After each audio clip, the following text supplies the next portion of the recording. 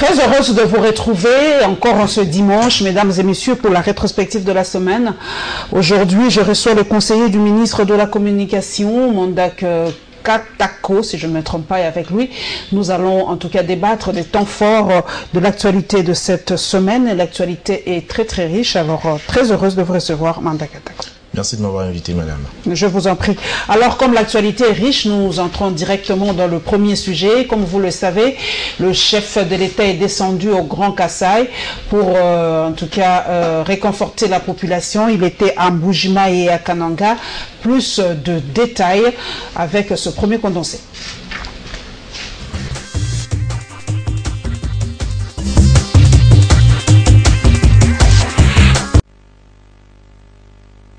Troisième jour du président de la République à Kananga dans le Kasaï central. Joseph Kabila, assisté du vice-premier ministre, ministre de l'Intérieur, Emmanuel Ramazani Shadari, va enchaîner les rencontres avec différentes composantes de la société du Kasaï. Députés provinciaux, sociétés civiles, membres de la Fédération des entreprises, confessions religieuses, notabilités du Kasaï central, chefs coutumiers par territoire, mais également la jeunesse. Autant des délégations reçues par le chef de l'État, il sera à leur écoute, chacun avec ses déshydratats, mais aussi avec les pistes de solutions pour le décollage économique de la province et la fin de l'insécurité orchestrée ces 8 derniers mois par les terroristes qui agissent sous le label de Kamwina Sapu. Une initiative saluée par ces différentes couches de la population du Kasaï central. Dans notre entretien avec lui, nous lui avons présenté la situation relative à l'insécurité qui autrefois avait plongé la population de cette province dans la désolation. Et présentement, nous avons pu constater que le calme est revenu à plus ou moins 85%. Et lui-même a salué cela, tout en nous recommandant davantage de sensibiliser la population pour qu'elle puisse également contribuer à cette paix qui constitue son cheval de bataille. Nous avons demandé son implication personnelle pour la paix, pour une paix durable au Kasaï central et pourquoi pas dans les grands Kasaï. Bien sûr, il travaille en déléguant les autorités, mais sa présence ici a ajouté un plus. C'était pour booster encore cette paix et il a déclaré lui-même qu'il est prêt à s'impliquer personnellement pour que cette paix perdure, pas pour 2 ou 3 jours, parce qu'avec une paix précaire, les investisseurs ne viendront pas. Après Kananga, le chef de l'État serait aussi attendu ce vendredi à Mbuji-Mayi, dans le Kasaï oriental.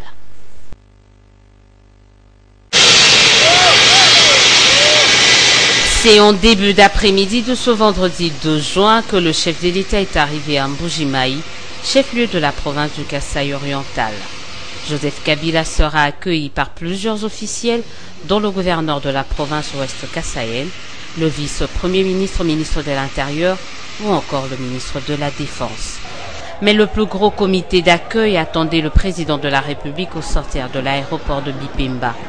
Jeunes et vieux, hommes et femmes de toutes les couches et de toutes les communautés n'ont pas voulu rater l'occasion de témoigner leur attachement au Raïs.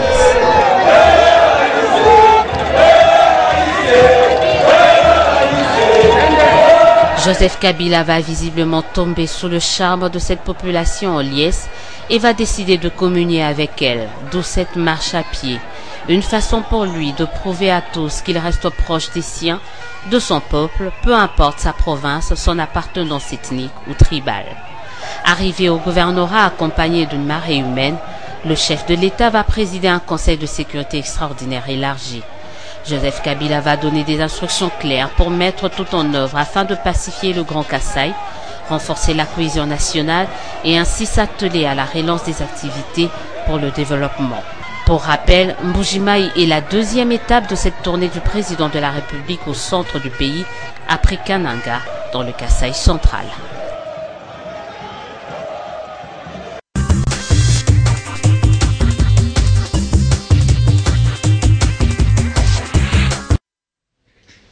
Aujourd'hui, c'est le 4 juin. Nous présentons donc nos vœux le meilleur ou bon anniversaire au chef de l'État et à sa jumelle. Donc, Manda Katako, vous avez suivi la descente du chef de l'État dans le Grand Kasaï, moi je l'appelle ainsi, dans le Grand Kasaï, donc Mbujima et Kananga. Pour vous, est-ce que cette présence a-t-elle impacté pour trouver une solution dans cette crise dans le Grand Kasaï? Ben, je pense que la marée humaine qu'on a vue tout à l'heure là montre bien que le président de la République avait répondu aux besoins des populations. Donc les problèmes du Grand Kasaï ont été pris à bras les corps depuis l'instabilité à Kananga avec les terroristes Kamina Sapu. Le président de la République était aux commandes. Il avait dépêché son vice-premier ministre en charge de l'Intérieur qui a assuré une succession pacifique au Kamina Sapu tué. Son successeur a appelé au calme, à la paix, a dénoncé les crimes et a appelé la population à se mobiliser autour du gouvernement pour pacifier la région. Le président de la République a envoyé son vice-premier ministre en charge des affaires étrangères, Léonard Chiho-Kitundu, en Angola, au niveau de la frontière, pour voir ce qui se passait par rapport aux déplacés. Il s'est imprégné de la situation des réfugiés et a promis d'apporter des solutions et des réponses adéquates. Donc on voit bien que le président était déjà au front et là, il est descendu pour palper du doigt les résultats du travail qu'il avait lancé au président. Mais le seul hic, c'est vrai que nous l'avons vu, le chef de l'État, la question d'ailleurs que la population et les Kinois se posent, pourquoi il ne s'est pas adressé à cette population du Kasaï? Parce qu'on attendait aussi qu'il puisse dire un mot, compatir verbalement. C'est vrai qu'il a été sur le terrain, il a été reçu, vous avez dit vous-même, un bain de foule, on l'a vu, Élisée Odia l'a clairement dit lors de ce reportage, mais il n'a pas parlé à cette foule, à cette population. Non, le président a échangé avec les différentes couches de la population. Mais un bain de foule parlait comme à l'époque, c'est peut-être comparaison n'est pas raison, mais comme Mobutu à l'époque parlait à cette population, qu'on l'entende. Aujourd'hui, on a besoin de résultats. On n'a pas besoin de discours. Mobutu, c'était un grand tribun qui parlait, mais nous savons où est-ce que tout ça s'est terminé. Il est parti, il a laissé les caisses vides. Donc là, on a besoin de résultats. Le président de la République s'est entretenu avec les différentes couches parce qu'il ne veut pas faire de la politique chaud, mais de la politique résultat. Alors, les résultats, il faut discuter avec les gens dans des conditions de sérénité, s'imprégner des problèmes et y apporter des solutions adéquates. Il a évité la politique chaud pour des discussions sérieuses et apporter des solutions aux problèmes des populations du Grand Kasaï. C'est vrai, moi j'ai un jeune avec moi, j'aimerais vraiment avoir votre point de vue. C'est vrai, vous avez dit que le chef de l'État a envoyé Monsieur Chiho-Kitundu. Voilà, en Angola, pour voir un peu comment la situation, surtout des réfugiés en Angola. Mais qu'on le veuille ou pas, il y a un certain nom qui circule. Lui, il a apporté des solutions pratiques à cette population dans le frontière. Pourquoi, par exemple, Chiho-Kitundu est allé les mains vides sans apporter peut-être de la nourriture, de l'eau et tout ça? Nous ne sommes pas... L'humanitaire, ça compte aussi. Nous ne sommes pas dans la politique chaude. Tout est politique chaude. Nous sommes dans le résultat. La personne dont vous parlez, elle est venue quand? Elle a ramené ses tonnes de marchandises quand? Ses dons quand? Après la visite, les passages de Léonard Chiho-Kitundu, alors qu'il habite en Angola, lui il vit en Angola. Depuis tout ce temps, il ne savait pas qu'il y avait des réfugiés en Angola, qu'il y avait ses frères, ses compatriotes en Angola. Il fallait que le vice-premier ministre, ministre des Affaires étrangères congolais passe par là pour que ces messieurs se rendent compte qu'il y avait une population. Ça a été un déclic, peut-être. Alors, bravo au président de la République qui a dépêché son vice-premier ministre là-bas. Si ça a été un déclic, bravo au président de la République. Nous avons suivi aussi le propos de Clément Kankou. En tout cas, ça a été un choc parce qu'il a nommément cité des noms à la Libre Belgique. Il a dit qu'il n'est pas seul, il ne coulera pas seul. Pour lui, c'est Évariste Bochab qui est l'instigateur de ce qui se passe au Kasaï aujourd'hui. Il faut qu'il vienne le faire ici.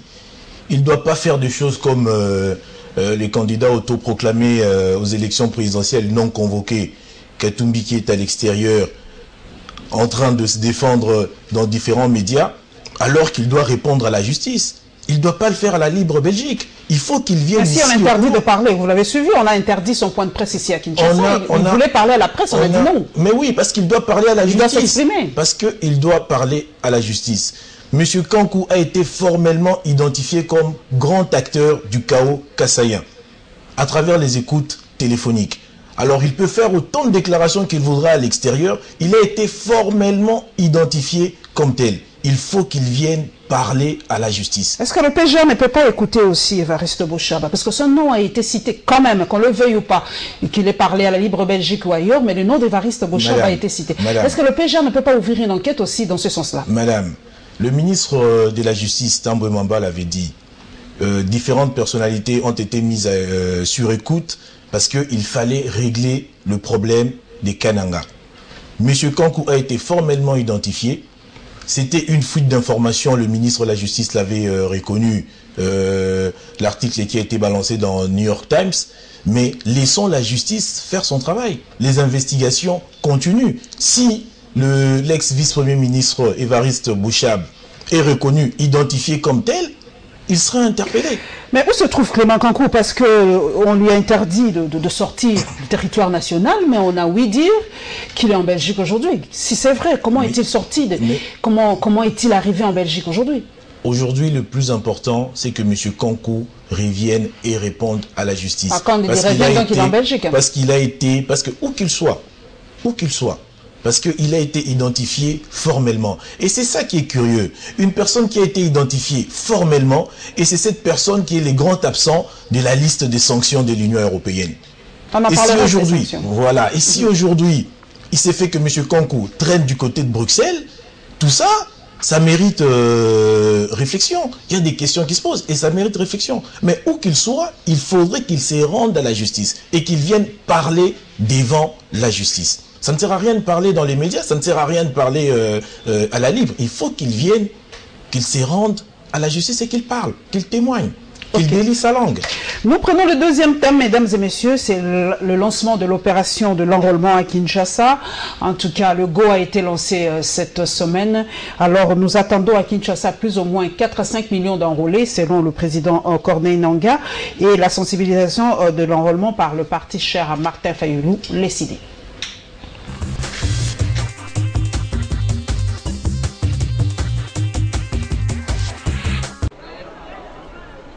Dimanche 28 mai, il est 7 h du matin, Joseph Kabila arrive à l'Athénée de la Gombe, l'un des centres commis à l'opération d'enrôlement. Le chef de l'État y est accueilli par le président de la CENI et va tout de suite se soumettre aux formalités d'usage. Remise de son ancienne carte pour identification, prise de la photo puis des empreintes digitales, et voilà le Raïs avec sa nouvelle carte d'électeur. Pendant ce temps, à Lingwala, l'une des communes concernées par cette première phase de l'enrôlement, rien ne semblait marcher. L'engouement suscité par l'obtention de la carte d'électeur va laisser la place à la frustration.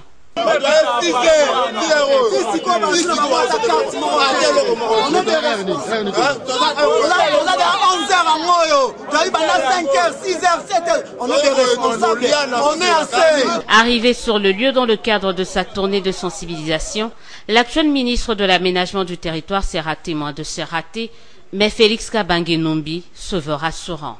C'est le début.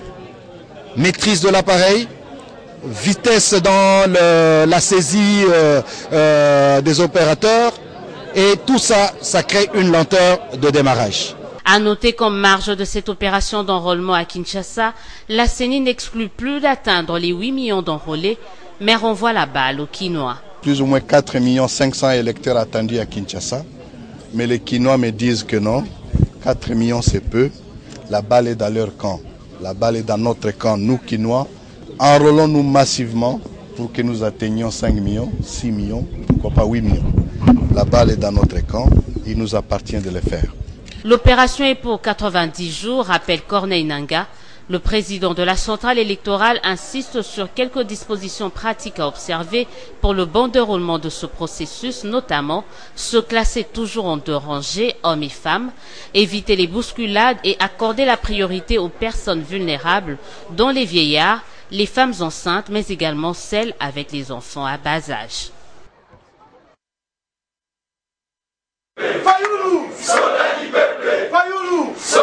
Fayulu devant les chefs de cellules de base de l'ICD du district du Moamba. L'homme amorce une tournée de réarmement moral sur fond d'explications sur la situation actuelle au pays auprès des siens. Cette séance de travail coïncide avec le démarrage à Kinshasa de l'opération d'identification et d'enrôlement. Donc forcément, le président national de l'engagement pour la citoyenneté et le développement va donner des orientations précises à ses représentants auprès de la base pour que cette opération dans la capitale soit un franc succès et aller au-delà des prévisions de la CENI.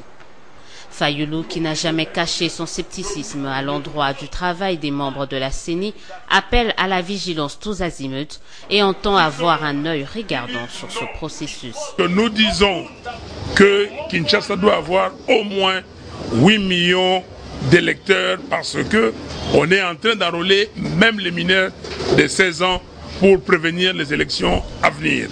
Donc, étant donné que le ratio est de 46% de la population, nous disons, si c'était seulement le majeur, on pouvait avoir 6 500 000, 7 millions.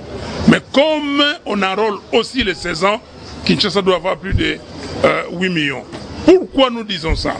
Parce que, vous le savez très bien, la fraude électorale commence à partir des opérations d'enrôlement. Vous essayez d'augmenter un côté et de l'autre côté, vous baissez l'électorat.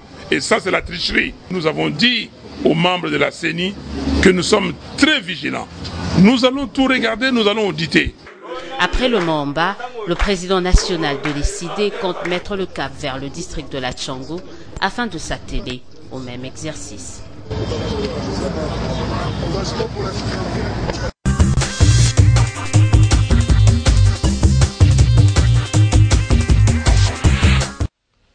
Manda Katako, le lancement de l'opération enrôlement a déjà commencé dans la ville de Kinshasa, mais beaucoup, en tout cas, de Kinois reprochent à cette opération trop de ratés, hein, et pas trop de machines, les gens traînent trop pour avoir cette carte.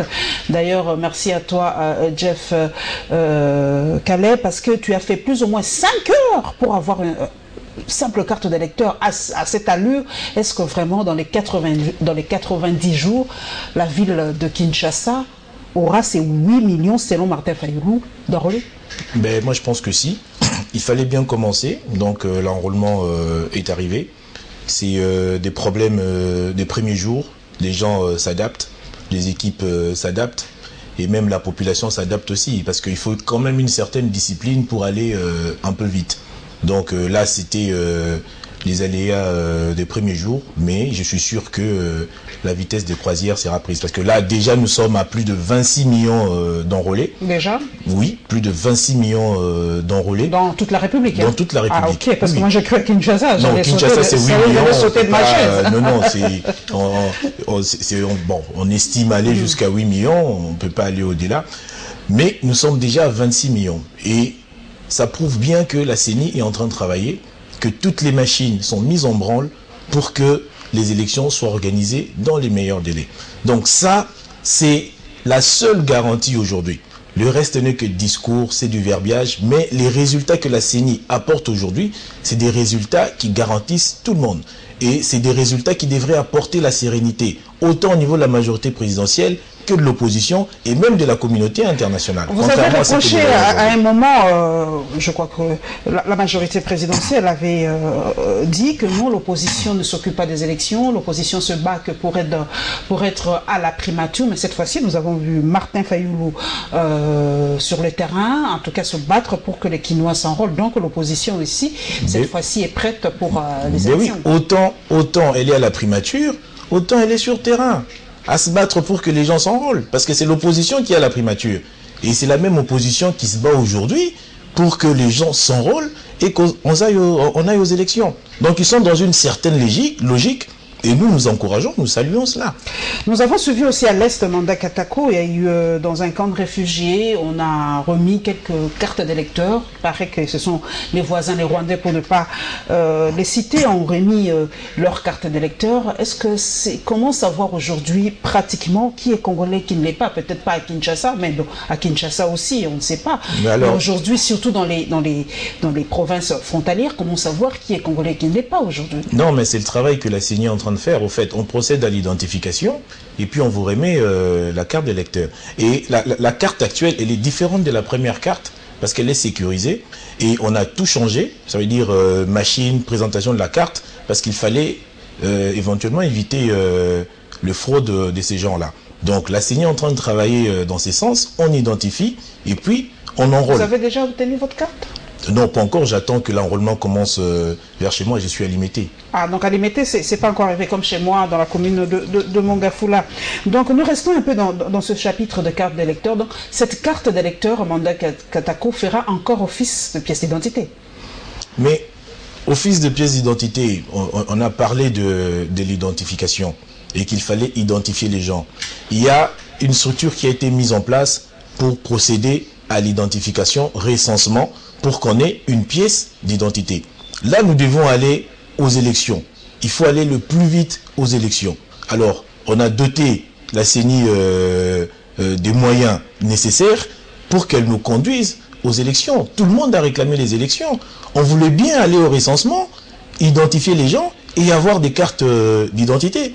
Mais tout le monde voulait aller aux élections. Donc aujourd'hui, la CENI, autant elle enrôle, autant elle procède à l'identification un jour que peut-être les prochaines générations aient cette fameuse pièce d'identité. C'est quand même aberrant. Moi, je l'ai dit, qu'un grand pays comme la RDC manque de pièce d'identité. Parce qu'aujourd'hui, c'est incroyable. Plus de 15 ans, 20 ans après le départ de Mobutu, on n'a toujours pas cette pièce d'identité. La carte d'électeur, c'est pas une pièce d'identité. Nous avons aujourd'hui une institution. Nous avons aujourd'hui une institution qui a la charge de recenser, la charge de recenser les Congolais et de produire la carte d'identité. C'est quelle institution? Mais comment ça, quelle institution? Mais dites ça à cette population. Vous faites l'ironie.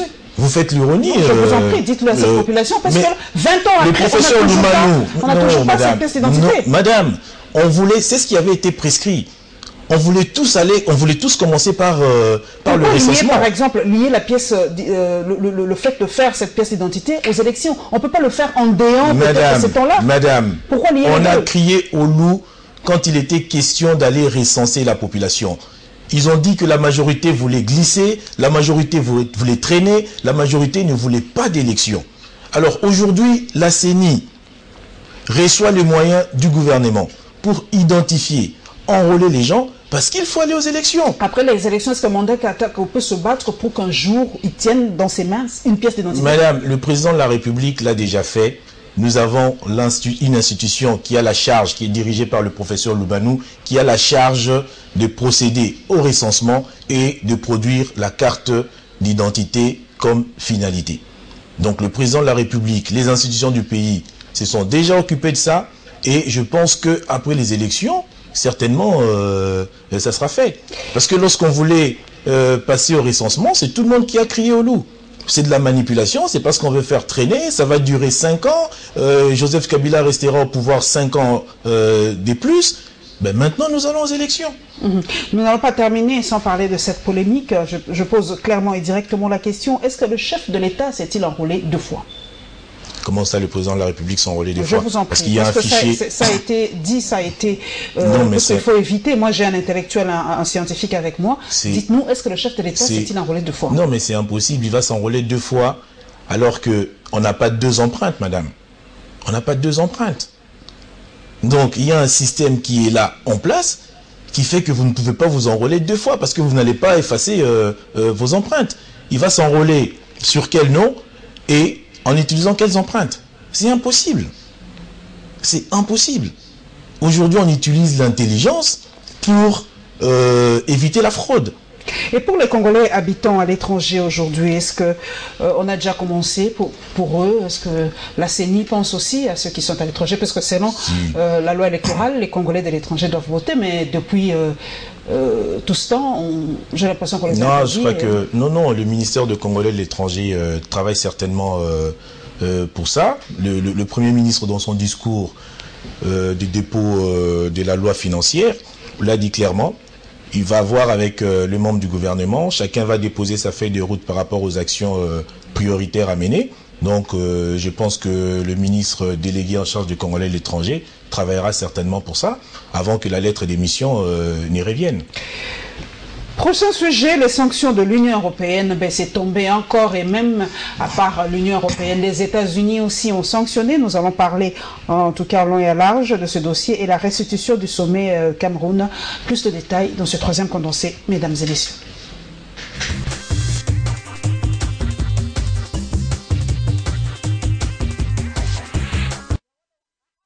Au total, 9 autorités congolaises sont sanctionnées par l'Union européenne. Il s'agit entre autres d'Évariste Bouchab, ancien vice-premier ministre et ministre de l'Intérieur, Gédéon Kyungu, ancien chef de guerre dans le Kasaï, Alexis Kandé, actuel gouverneur du Kasaï central, aussi accusé d'avoir refusé la nomination du chef coutumier Kamwina Nsapu, Jean-Claude Kazembe, le gouverneur déchu par les députés provinciaux du Haut-Katanga et tout récemment réhabilité par la Cour constitutionnelle. Celui-ci est accusé pour avoir interdit toute manifestation dans la province et pour sa probable participation à la condamnation dénoncée contre Moïse Katumbi. Lambert Mende, l'actuel ministre de la Communication et Médias, Kalev Mutomb, directeur de l'ANER, général Akili Mundos, Eric Rouorimbere, général de brigade, accusé d'avoir utilisé la répression, torture et assassinat des civils dans la région de Tchimbulu, et enfin, Emmanuel Ramazani Shadari, l'actuel vice-premier ministre et ministre de l'Intérieur, qui serait accusé d'une probable implication dans les massacres au Kasaï. Ces 9 personnalités congolaises sont désormais interdites de pénétrer sur le territoire européen et verront leurs avoirs gelés. Il a représenté valablement la RDC, son pays, à la rencontre des hauts niveaux de ministres africains et malgaches de l'enseignement supérieur et universitaire à Yaoundé au Cameroun, convoqués dans le cadre du Conseil africain et malgache de l'enseignement supérieur. Simbikaï et d'autres membres du CAMES ont d'abord traité des questions liées à leur organisation qui va bientôt célébrer son cinquantenaire. Nous avons placé le ministre camerounais d'enseignement supérieur comme président d'exercice et puis on a reconduit le Gabonais qui est secrétaire général. Regagné Kinshasa ce mardi, le ministre de l'ESU va trouver l'occasion de faire la restitution de sa mission de travail. Mais il était aussi question surtout de parler de l'équivalence, l'homologation des diplômes dans l'espace des pays du CAMES. C'est pour cela que nous allons, en ce qui nous concerne, mettre sur pied un comité de pilotage CMLMD afin de pouvoir sensibiliser tous les acteurs du système de l'éducation supérieure afin que nous puissions tous ensemble muter vers ce système. La mise sur pied des agences assurance qualité dans l'espace des pays africains du CAMES. Cette rencontre aura été, surtout pour Simbikaï, l'occasion de constater les faiblesses à déplorer et les efforts à déployer pour développer le secteur de l'ESU congolais. Nous devons être regardants par rapport au contenu même de cours, au contenu d'enseignements qui sont dispensés par les établissements d'enseignement supérieur universitaire chez nous. Quand des diplômes pareils vont à l'extérieur et sont sous-évalués, eh ben, ça entraîne que notre enseignement n'est pas tellement apprécié sur le plan continental. Comme vous savez, nous voudrons bien que nos établissements, nos universités soient aussi parmi les meilleurs sur le plan de l'Afrique. Gare aux établissements de l'ESU non viables car Simbikaï se veut strict pour la qualité des contenus des cours dispensés et leur fermeture est envisagée.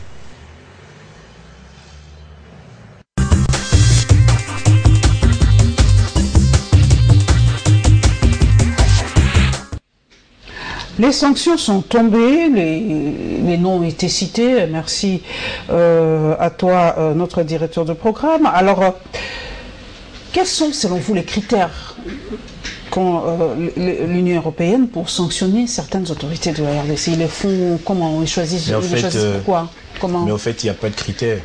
C'est de l'arbitrage, c'est l'arbitraire. Ça relève Vous en êtes sûr? Oui, ça relève du fait du prince. Parce qu'aujourd'hui, on reproche au ministre Mende d'être porte-parole d'une politique répressive. Il n'y a rien, aucune preuve pour corroborer ces accusations. Rien du tout. Il n'y a pas eu d'investigation, aucun travail, aucun élément, aucune preuve. Et il est porte-parole d'une politique répressive. Est-ce que le gouvernement congolais applique une politique répressive contre sa population?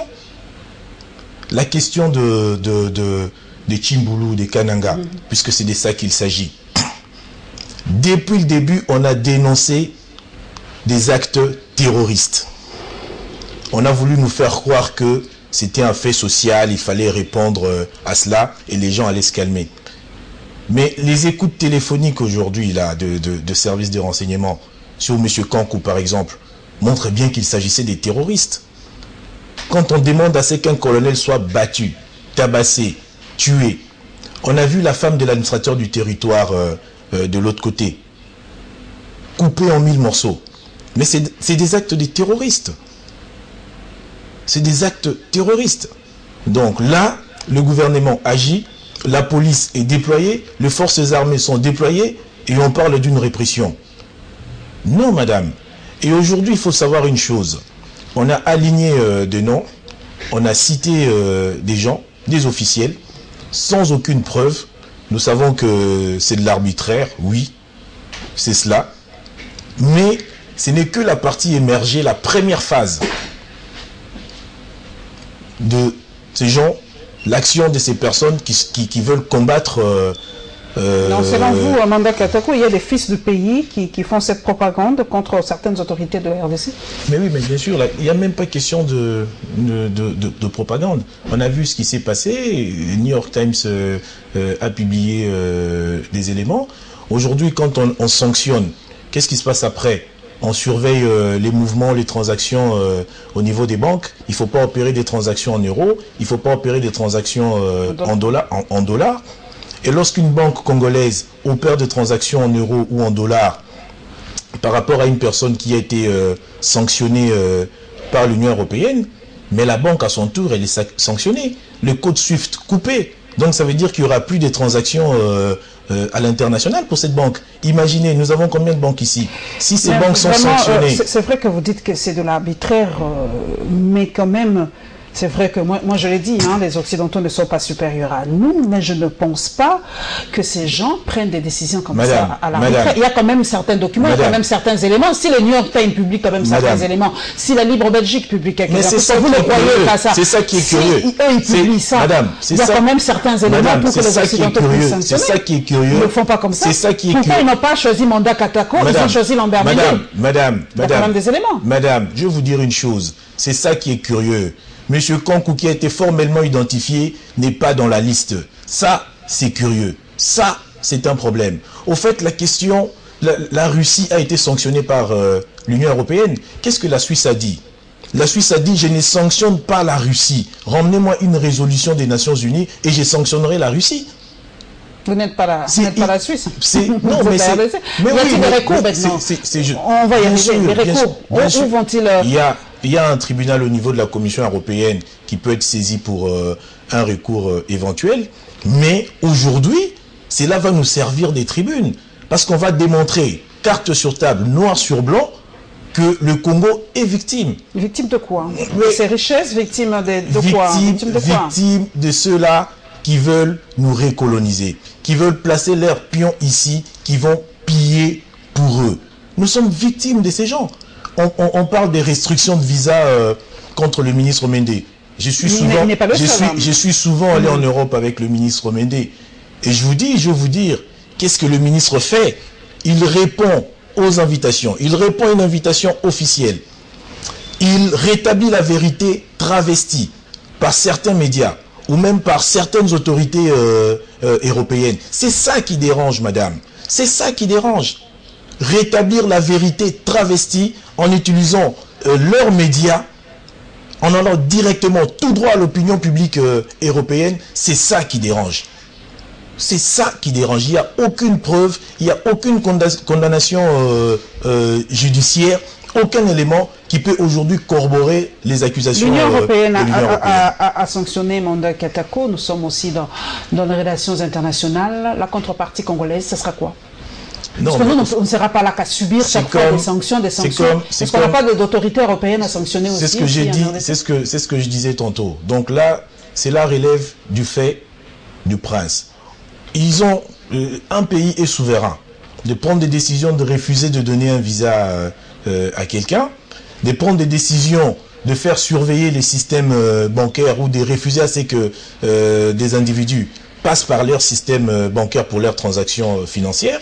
Autant l'Europe peut le faire contre le Congo, autant le Congo pourra le faire contre l'Europe. C'est ça la question. Qu'est-ce qui nous empêche? Nous sommes en train de travailler sur ça. Est-ce que cela ne nous donnerait-il pas une leçon aussi, Manda Katoko, de nous recentrer un peu nous-mêmes? Parce que qu'on le veuille ou pas, il y a quand même certaines autorités qui ont leur billet en Europe, il y en a qui mettent leur argent dans les banques européennes. Est-ce que cela ne les pousserait-il pas un peu à se recentrer pour la RDC, mettre un peu leur argent en RDC et s'occuper un peu de la RDC? Madame, le général Olenga a dit, ça fait plus de 30 ans que je n'ai pas mis mes pieds en Europe. Il a été sanctionné lui aussi. Dit, lui, c'est les États-Unis. Oui, aux États-Unis. Ça fait plus de 30 ans que je n'ai pas mis mes pieds aux États-Unis. Donc, je ne me sens pas concerné par ces sanctions. Là, nous sommes dans la manipulation, mais qui nous apporte des éléments qui confirment. Cela n'impacte pas quand on cite ton nom comme ça. C'est vrai que vous allez dire qu'il n'y a pas de preuves, qu'il n'y a rien, mais cela n'impacte-t-il pas un tout petit peu, même pour sa propre personne, quand on cite Lambert Mende, on cite Général Olenga, on cite les autorités congolaises, sur le plan international ou sur le plan personnel, cela n'impacte-t-il pas? Madame, c'est de l'arbitraire, et aujourd'hui, nous sommes en train de réunir tous les éléments.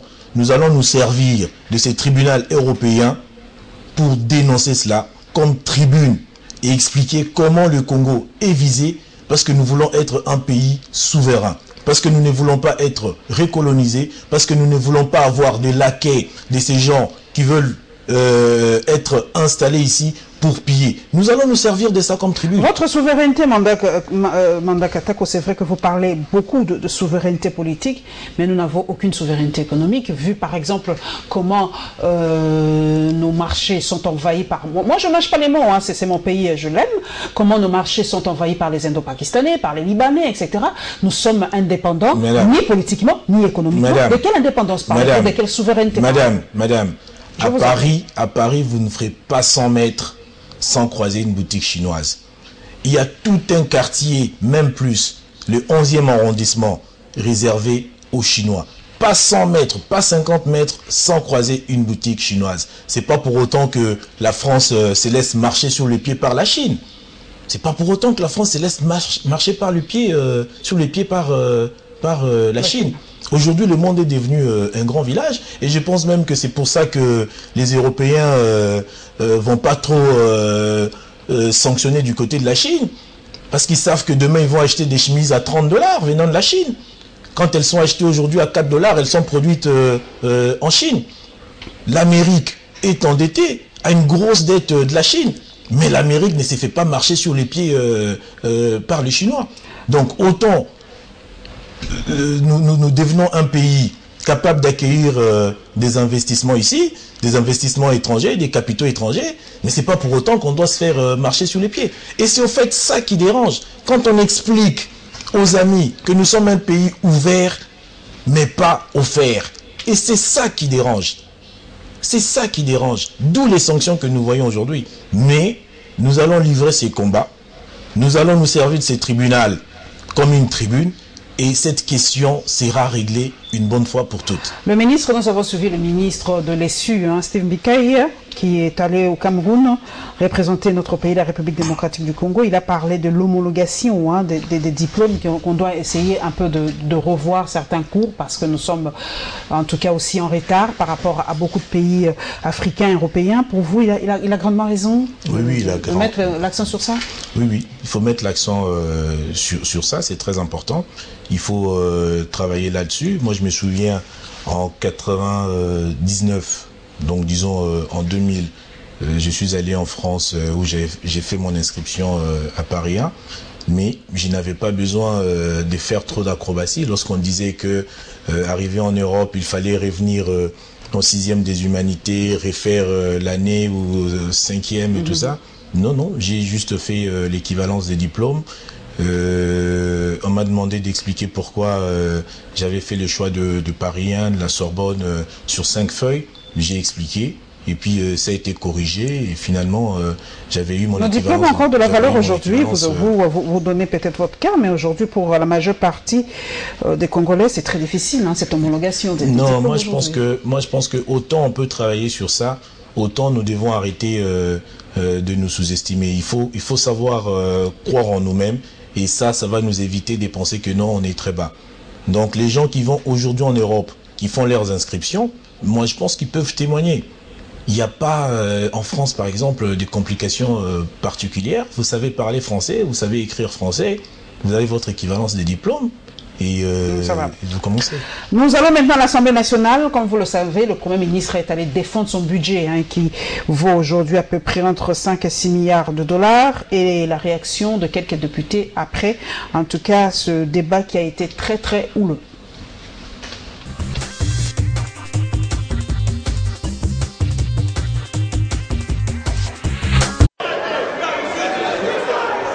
La loi de finances exercice 2017 est un budget en équilibre en recettes et en dépenses estimé à plus de 11 milliards de francs congolais, a précisé le Premier ministre lors de la présentation du projet de loi des finances. À en croire le chef du gouvernement, les élections occupent une place de choix dans son budget. Sur ressources propres, le gouvernement entend débourser 1 169 milliards de francs congolais pour l'organisation de 3 scrutins prévus d'ici la fin de l'année. Montant jugé insuffisant, reconnaît Bruno Tshibala, mais il compte cependant sur le partenaire international. Le gouvernement de la République projette aussi l'amélioration du social de la population, la réduction du taux de chômage des jeunes. Les agents et fonctionnaires de l'État peuvent se frotter les mains. Ce budget garantit non seulement la régularité de la paye, mais projette aussi l'augmentation de 9% attendue de l'enveloppe de rémunération. Bruno Tshibala a rassuré la plénière que son gouvernement allait insister sur la qualité de la dépense publique et la bonne gouvernance. Il a promis en outre de lutter contre la corruption et autres maux qui ne favorisent pas le développement du pays. Moi, je crois qu'on continue à vendre du vent au peuple congolais, parce que je ne vois pas comment ce budget peut être réalisé. Je ne pense pas qu'on puisse atteindre ne serait-ce que les 60% des prévisions. J'en doute fort, puisqu'il y a des rubriques qui me font penser à, je ne sais quoi, apparemment, c'est à base du néant que certaines prévisions sont disons, dégagées. Effectivement, il y a quelques points forts dans le budget, mais il y a aussi des faiblesses. Les points forts, c'est que, à peine arrivé, le Premier ministre a su mettre en place un budget. Le point fort, c'est les taux d'échange. Le Premier ministre, dans son budget, il dit c'est 14,2 et à la fin de l'année, il parle de 14,6. C'est déjà un point fort parce qu'aujourd'hui, vous le savez, le budget c'est à 9,3. Donc, si on peut appliquer ce budget-là, le pouvoir d'achat de la population va s'améliorer sensiblement. Moi, le point faible de ce budget, ce sont les chiffres qu'on a gonflés. Donc, je ne sais pas par quel miracle le Premier ministre va partir de 4 milliards à 11 milliards, à 7 milliards. Ça vraiment, vous avez suivi quelques députés. Il y en a un de son parti, de l'UDPS, qui a même dit par quelle alchimie le Premier ministre va arriver à cela. Donc le point faible de ce budget-là, c'est d'ailleurs, vous le savez, vous journalistes, qu'on est incapable dans ces pays d'atteindre 10% de réalisations, non, 5% ou 6% de réalisations, plutôt, excusez-moi, 60% de réalisations. Mais quand le Premier ministre gonfle trop les chiffres comme ça, j'ai peur de notre pays. Franchement, j'ai peur.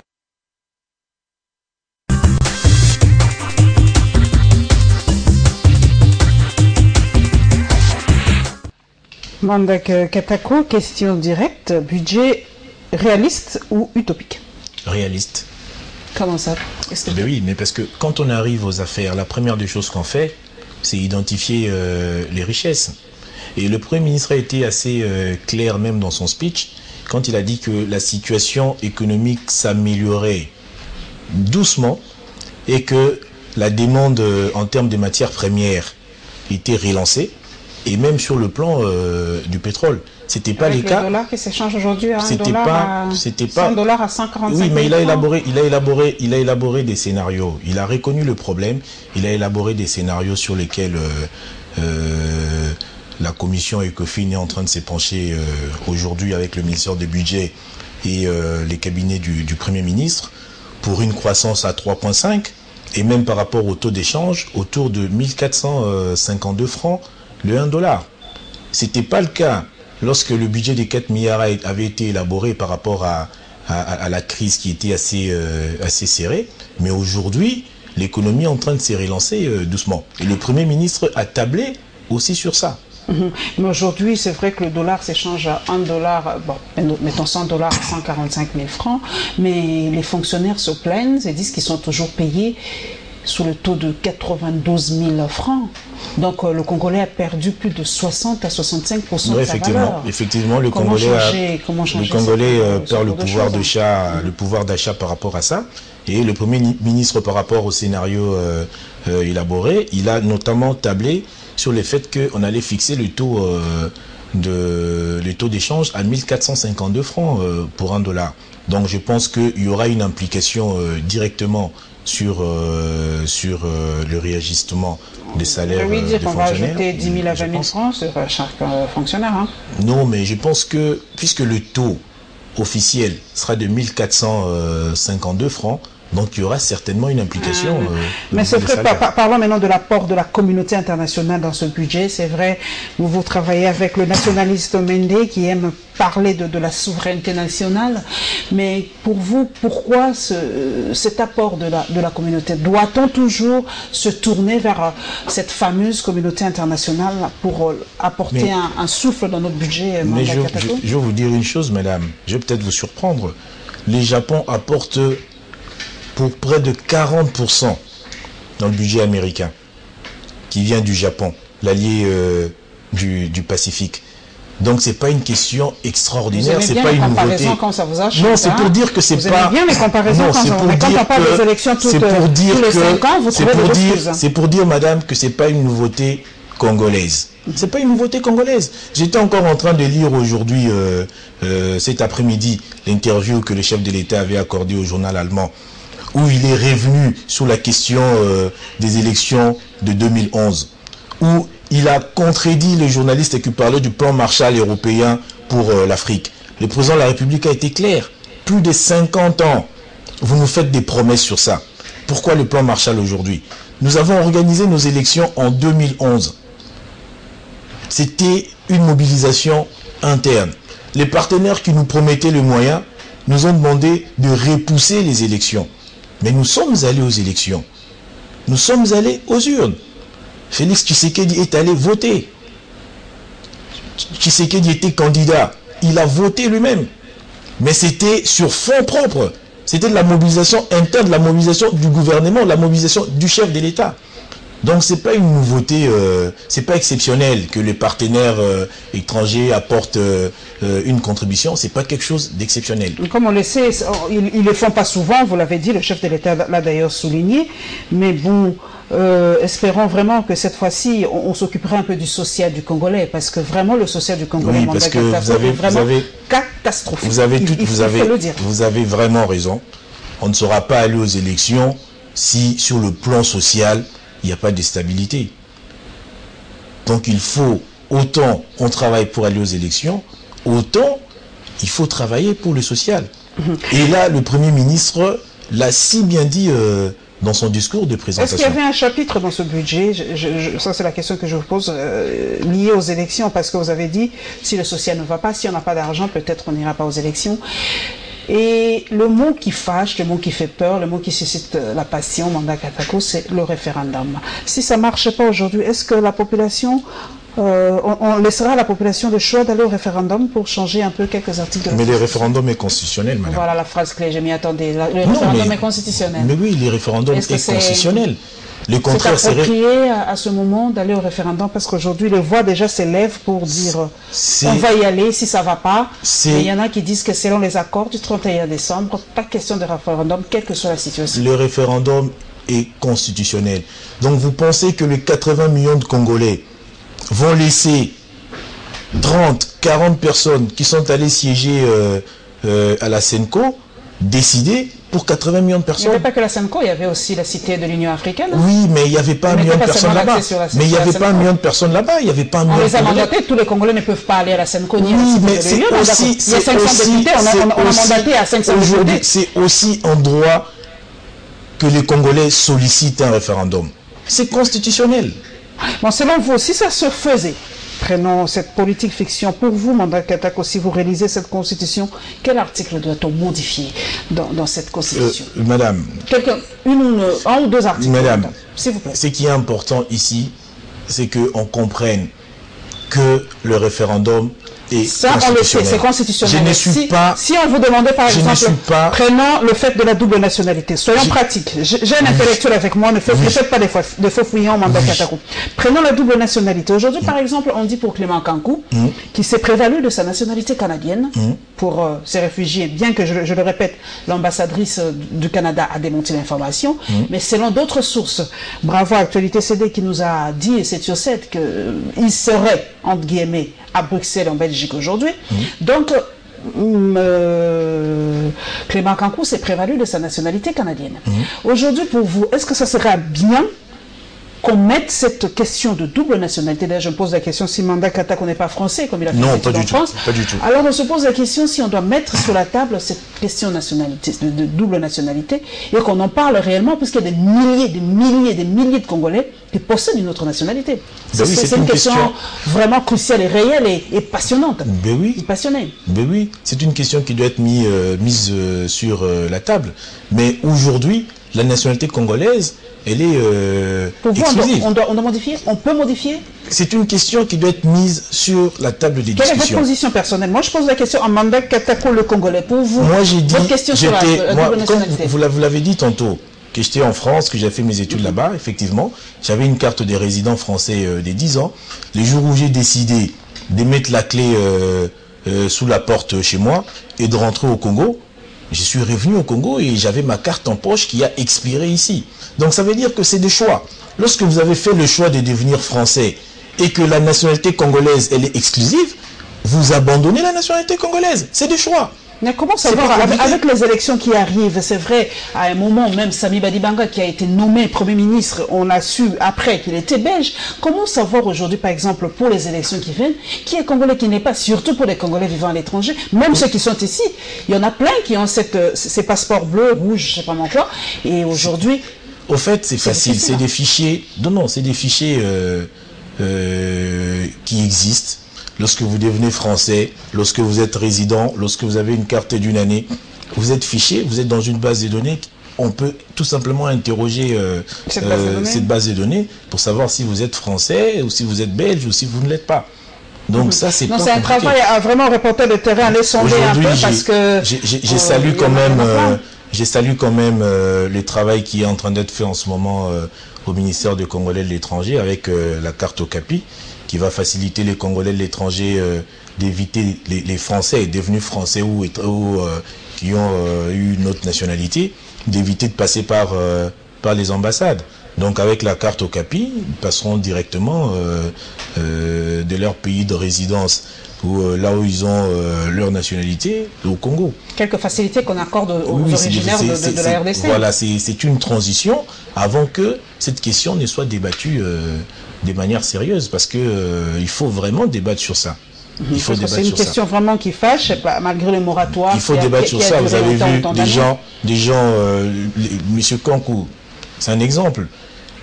Vous commettez des crimes et puis vous allez vous réfugier dans une ambassade et tout à coup on se rend compte que vous êtes Canadien. Donc autant vous faites des bêtises et vous utilisez votre nationalité pour aller vous réfugier ailleurs. Donc c'est une question sérieuse, il faut travailler sur ça. C'est pas quelque chose qu'on doit abolir comme ça. Il faut débattre sérieusement Nous nous rendons dans quelques ministères, mesdames et messieurs. Nous allons chez le Premier ministre Bruno Tshibala qui a reçu une délégation de l'Union africaine et la rencontre de chefs coutumiers et le ministère ayant les affaires coutumières en charge. Plus de détails dans ce 5e condensé, mesdames et messieurs.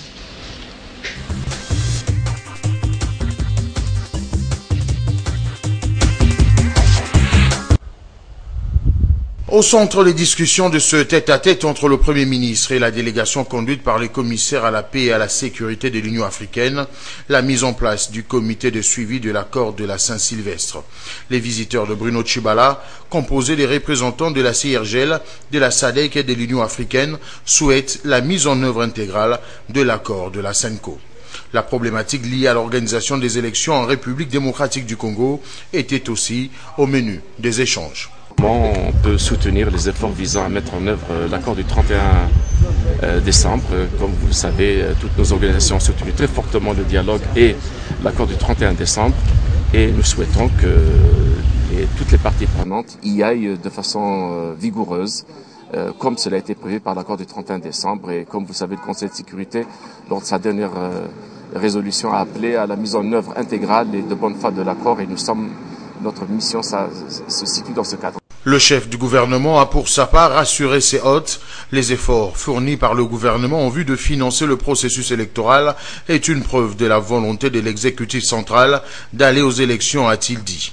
D'ailleurs, le budget 2017 tient en compte des axes prioritaires pour aboutir à la tenue des élections, a renchéri le Premier ministre. Ils disent représenter tous les chefs coutumiers de la RDC. Ces détenteurs du pouvoir traditionnel ont échangé avec le ministre des Affaires coutumières Guy Minkoulou pendant près d'1 heure. Au menu, la législation qui régule les secteurs du pouvoir coutumier en RDC.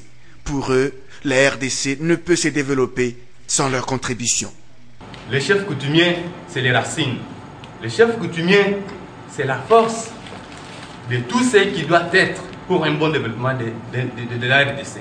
Raison pour laquelle nous étions. C'est une journée historique parce que nous étions là pour poursuivre à la loupe, de faire voir nos préoccupations en tant que chef coutumier. Le ministre nous a bien reçus.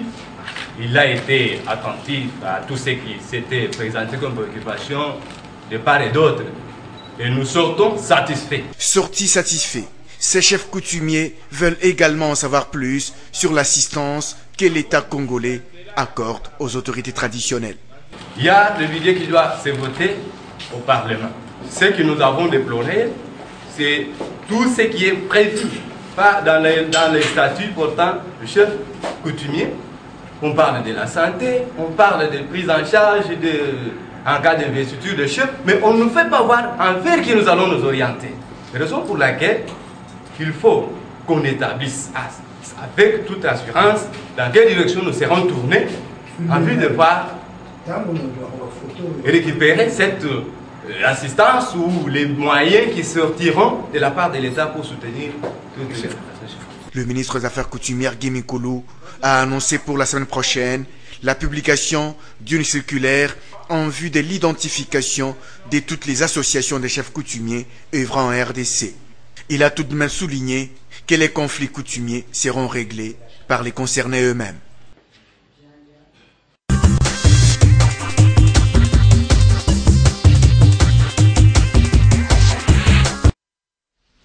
Mandek Katako, est-ce que le chef coutumier impacte encore dans la gestion de la cité ou de leur juridiction aujourd'hui? Ben oui, bien sûr. L'affaire des Chimboulou, des Kananga, prouve bien cela. Donc il faut tout un ministère pour eux? Oui, évidemment. Il faut tout un ministère pour eux. Et quel est leur pouvoir? C'est pas une particularité congolaise. Quelle est la spécificité de leur pouvoir, en fait? Est-ce qu'ils doivent travailler main dans la main avec l'État ou c'est un contre-pouvoir de l'État? Non, ça ne peut pas être un contre-pouvoir. C'est quoi leur prérogative? Ça ne peut pas être un contre-pouvoir face à l'État. Ils sont gérés par l'État. Par quel oui, par le ministère des Affaires coutumières aujourd'hui. Voilà. Donc avant c'était le ministère de l'Intérieur peut-être. Voilà. Et quand Clément Kankou, à partir de Bruxelles, dénonce, accuse l'ex-vice-premier ministre Bochab par rapport à sa gestion du dossier Kamyasa, donc vous voyez clairement que les chefs coutumiers sont gérés par par l'État. Mais aujourd'hui, qu'est-ce qu'ils doivent faire pour réhabiliter un peu ce pouvoir qui a été peut-être, je pourrais dire peut-être sali entre guillemets aujourd'hui. Aujourd'hui, les chefs coutumiers sont en tout cas indexés par le fait qu'ils ne sont là que pour vendre les terres et tout ça. Que doivent-ils faire selon vous pour réhabiliter ce pouvoir coutumier? Non, je pense que déjà au niveau des chefs coutumiers eux-mêmes, ils doivent s'organiser. Je vois souvent, il y a une organisation des chefs coutumiers ici, je pense dans vos locaux là, qui louent. Ils doivent s'organiser, mais d'un autre côté, le fait qu'ils aient tout un ministère pour le gérer, ça veut dire que l'État ne veut pas perdre le contrôle par rapport à leur gestion. Donc impérativement, il faut qu'il soit géré. La question des terres est gérée par le ministère des Affaires foncières et les chefs coutumiers doivent s'organiser à leur niveau pour voir comment réhabiliter leur image par rapport à cette question. Nous avons vu aussi que le Premier ministre a reçu la délégation de l'Union africaine et l'Union africaine, nous le savons, a réagi aussi par rapport aux sanctions. Il a dit qu'il se battrait pour appuyer la RDC par rapport à cette mesure qu'il trouve aussi injuste. Mais les gens ont réagi, ils ont dit que l'Union africaine n'est que le conglomérat des chefs d'État. Ils se battent pour leurs prérogatives ou leurs avantages tout simplement. Qu'est-ce que l'Union africaine a presque pratiquement fait pour la RDC? On se pose la question. Si vous avez un élément de réponse, répondez à ces téléspectateurs qui vous suivent, qui ne comprennent pas ou qui ne savent pas l'impact de l'Union africaine en RDC. Ça sera alors les débuts de la mobilisation au niveau africain. Parce qu'aujourd'hui, tout le monde, tous les chefs d'État, les gouvernements africains répètent la même chose. L'Africain aux Africains. L'Afrique aux Africains. Les Africains ne vont pas décider sur le sort de l'Europe ou sur le sort de l'Amérique. Moi, je répète toujours, personne ne vous empêche de vendre vos minéraux aux Européens. Pourquoi ne pas, par exemple, les modifier ou les transformer ici et leur donner une plus-value? Personne ne vous empêche de sanctionner les Européens. Non. Personne. Non, mais au fait, il ne faut pas sanctionner les gens de manière arbitraire parce qu'il faut sanctionner. Ou bien parce qu'on a des intérêts cachés, ou bien parce qu'on a des intérêts des appareils. Il faut sanctionner. Non, il faut éviter d'être dans l'arbitraire. Il faut éviter d'être dans l'arbitraire. L'Afrique ne se mêle pas de questions européennes. Quand les Noirs sont tués par la police blanche aux États-Unis, autant on condamne cela, mais on ne fait pas de l'ingérence. Donc l'Afrique aux Africains. Et c'est ça le message. Vous mettez les moyens, Mandak, pour que cette Afrique soit réellement dans le Méditerranée africain. 50 ans après, nous tendons toujours la main. Déjà 50 ans après, il y a des milliers d'Africains qui meurent en mer Méditerranée. Déjà aujourd'hui, il y a unanimité au niveau des chefs d'État africains, des gouvernements et même des peuples par rapport à cette question. Il y a encore quelques temps, les sanctions européennes contre la RDC n'auraient pas trouvé de répondant africain. Mais aujourd'hui, il y a l'unanimité. Et c'était du tic au tac que l'Angola avait réagi, la Guinée-Conakry a réagi, et d'autres pays réagissent aussi. Vous avez dit l'Afrique aux Africains, mais moi je relève toujours un fait. Il est facile pour un Européen de circuler en Europe, peut-être par rapport à l'espace Schengen, mais mis à part l'espace Schengen, c'est facile à un Européen de quitter, je peux dire l'Espagne jusqu'en Russie, mais pour un Africain, c'est difficile pour un Africain, par exemple, d'aller en Angola, un Congolais d'aller en Angola, c'est difficile d'obtenir un visa pour un Congolais d'aller, je ne sais pas moi où. Pourquoi l'Afrique est difficile aux Africains? L'accessibilité de l'Afrique est difficile à l'Africain lui-même. Oui, moi, je connais beaucoup plus l'Europe que l'Afrique. Pourquoi? Oui, ça c'est vrai. C'est d'ailleurs pour ça que nous voulons résoudre ces problèmes. C'est pour ça qu'aujourd'hui, le go a été donné. Est-ce qu'il y aura un genre espace Schengen en Afrique? Mais oui, mais bien sûr. Pour qu'il y ait liberté de circulation de personnes, surtout des Africains en Afrique. Ça existe déjà. Où ça? Ça existe déjà, mais il faut voir au niveau de l'Afrique de l'Ouest, ça existe. Il faut voir au niveau de la CEDEAO. Mettons l'Afrique centrale, par exemple, c'est l'Afrique de l'Ouest. Oui, même au niveau de l'Afrique centrale, c'est pas compliqué d'aller à Brazzaville. Ça existe. Ça existe, mais maintenant il faut ressouder cela sur le plan politique, plus de dynamisme par rapport à cette question. Et le go a été donné. Aujourd'hui, nous voyons une progression sur le plan de l'unanimité. Nous allons terminer par le dossier de Congo Web Télévision. Nous l'avons dit, en tout cas, Congo Web Télévision, votre chaîne préférée, votre chaîne d'objectivité, votre chaîne de la vraie information, votre chaîne, en tout cas, aimée par la communauté nationale et internationale. Nous l'avons vu, hein, beaucoup de visites à Congo Web Télévision. Les étrangers nous suivent, mais Congo Web Télévision est menacée. On le dit, je l'ai tweeté, je l'ai facebooké, je l'ai instagrammé, mais nous allons suivre le directeur général de Congo Web Télévision qui nous donne des explications par rapport au brouillage de notre signal et par rapport à une éventuelle fermeture de notre chaîne Congo Web Télévision.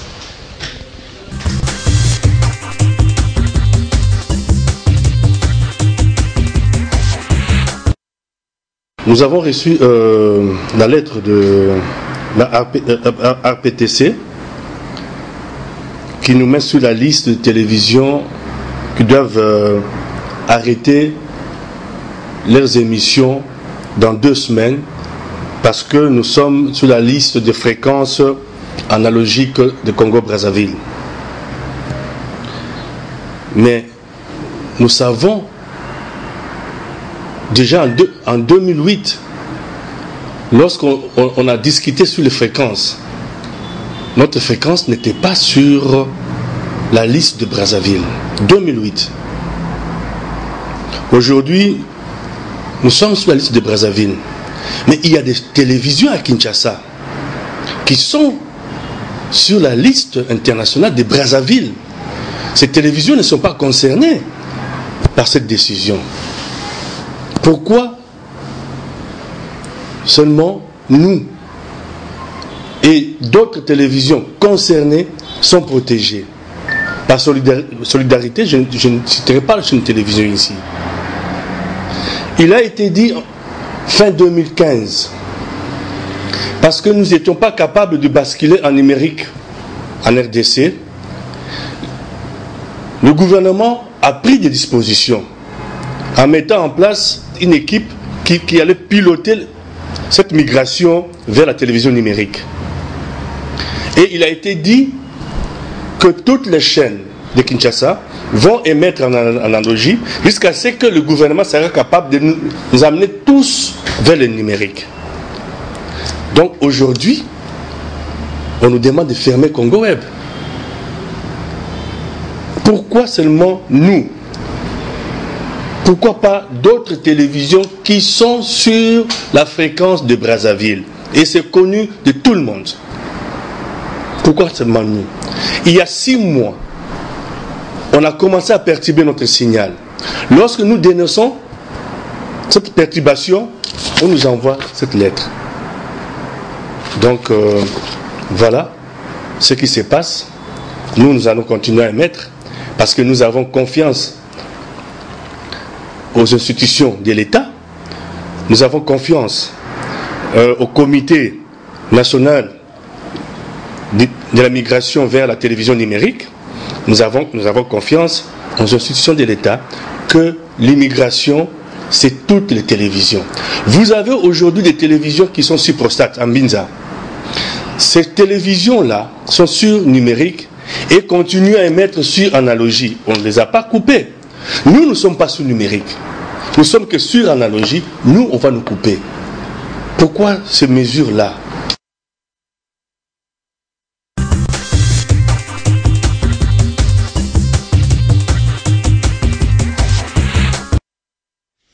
J'ai avec moi le conseiller du ministre Mende, donc un tout petit peu la bouche autorisée, qui va nous en communication en plus. Donc on va bien communiquer par rapport à ce dossier qui soulève beaucoup de passion. Nous avons suivi notre directeur général qui a parlé du basculement vers le numérique. Quelle a été ou quelle est la position du gouvernement national par rapport à ce basculement vers le numérique, Manda Katako? Ouais, ben déjà d'entrée de jeu, je vais vous dire que le ministère des Médias, le ministre des Médias n'a jamais décidé de la fermeture du Congo Web.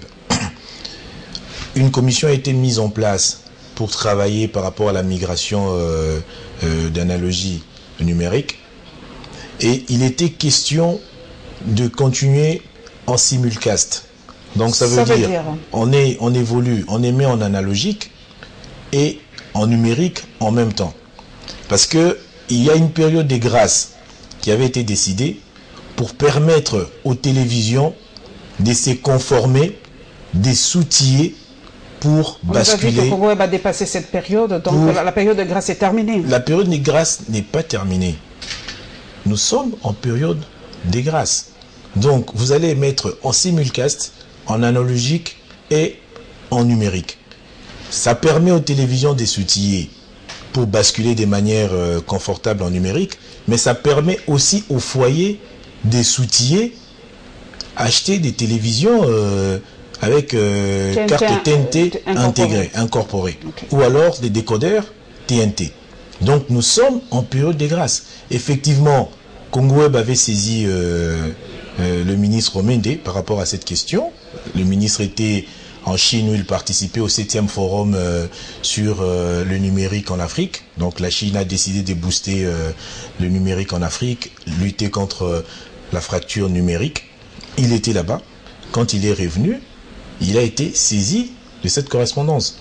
Donc là, le ministre a écrit à l'autorité de régulation de postes et télécommunications pour s'imprégner de ce qui se passe par rapport à la fréquence de Congoweb. Donc il faut dire qu'aujourd'hui, avec son dernier voyage en Chine, ça a permis aussi à la firme StarTime, qui est notre partenaire par rapport à cette question de numérisation, d'avoir le go de se déployer.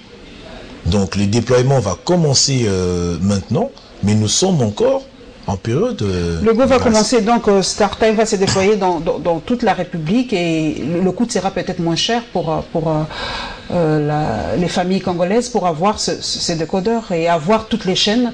Oui, il y a ça, mais là, oui, là nous allons vraiment dans la TNT.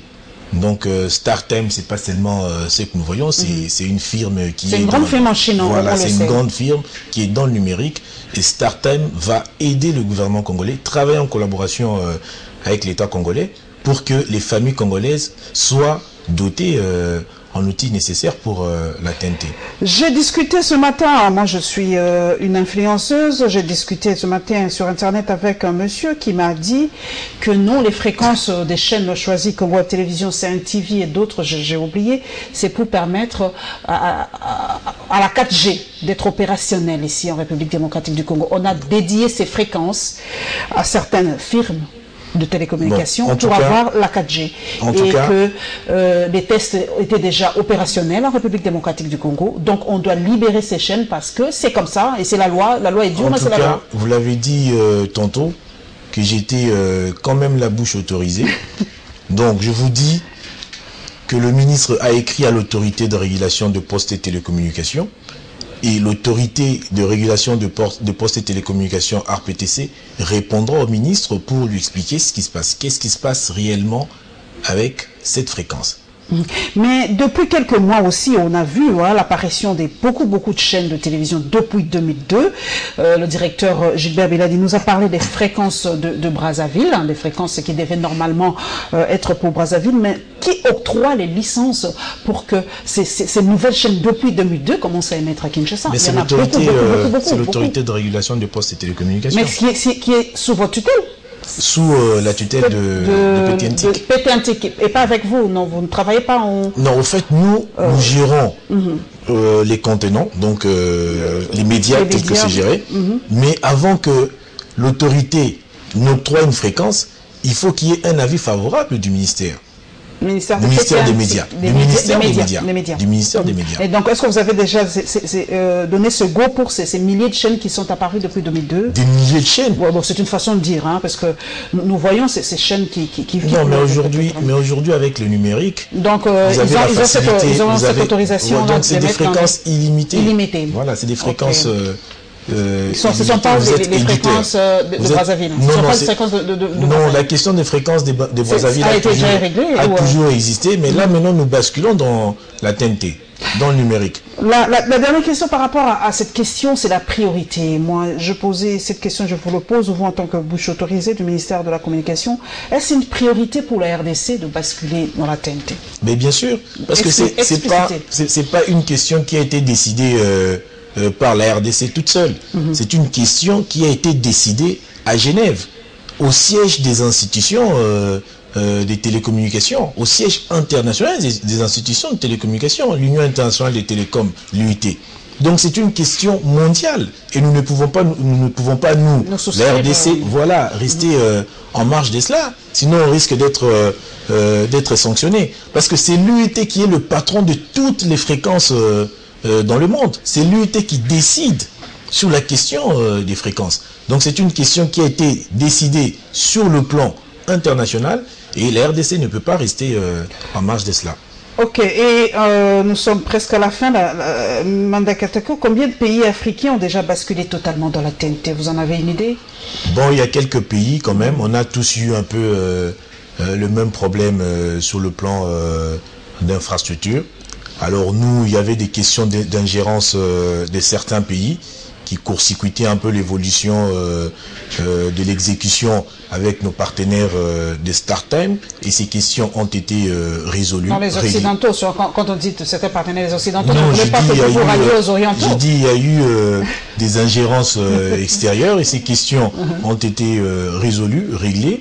Le ministre l'a annoncé au 7e forum sur le numérique en Afrique, à Beijing, il a annoncé. StarTime va se déployer. Et nous allons probablement basculer rapidement. D'ici combien de temps? Vous avez une estimation? Non, nous allons basculer. Ça va aller. Ça ira plus vite en tout cas. Au rythme du pays. Non, pas au rythme du pays, ça ira plus vite. Parce qu'on ne peut pas imposer. Parce que maintenant, c'est OK. On parle d'une firme internationale très sérieuse. Alors, vous voyez, les hommes d'affaires, ils ne vont pas fonctionner à votre rythme parce que vous avez un rythme à vous. Voilà, merci donc à Manda Katako, conseiller en charge de la communication chez le ministre Lambert Mende, qui est notre ministre de tutelle. Merci d'être passé à la barre. Merci de m'avoir invité. Voilà, merci donc à tous mes followers sur les réseaux sociaux. Vous qui vous plaignez que Congo Web va s'éteindre, non, nous sommes encore là. Nous avons le soutien, et j'ose le dire, de notre ministre de la communication et des médias qui passe à part la RTNC, j'ose le dire, à part la RTNC, le ministre Mende passe souvent à Congo Web Télévision. Donc merci à notre équipe technique, à Maurice Gigandou, à Guy Lukoki, à Rassis Loubanzoulou, voilà, je suis arrivé. Merci à tous mes followers sur les réseaux sociaux. Bon début de semaine et d'ailleurs bonne fête de Pentecôte aujourd'hui, c'était la Pentecôte. Oui, bonne fête. Joyeux anniversaire au président de la République. Je lui souhaite d'avoir une santé de fer, parce qu'il a déjà un moral de fer. Alors, il faudra aussi une santé de fer. Nous allons implorer le bon Dieu pour ça. Parce qu'il y a encore beaucoup de travail. Beaucoup de travaux, beaucoup de chemin à faire. Et bon début de semaine à tous les journalistes et amis membres de la structure Presse pour le Progrès. Nous nous rêverons avec le même plaisir la semaine prochaine, toujours à Congo Web Télévision. Au revoir.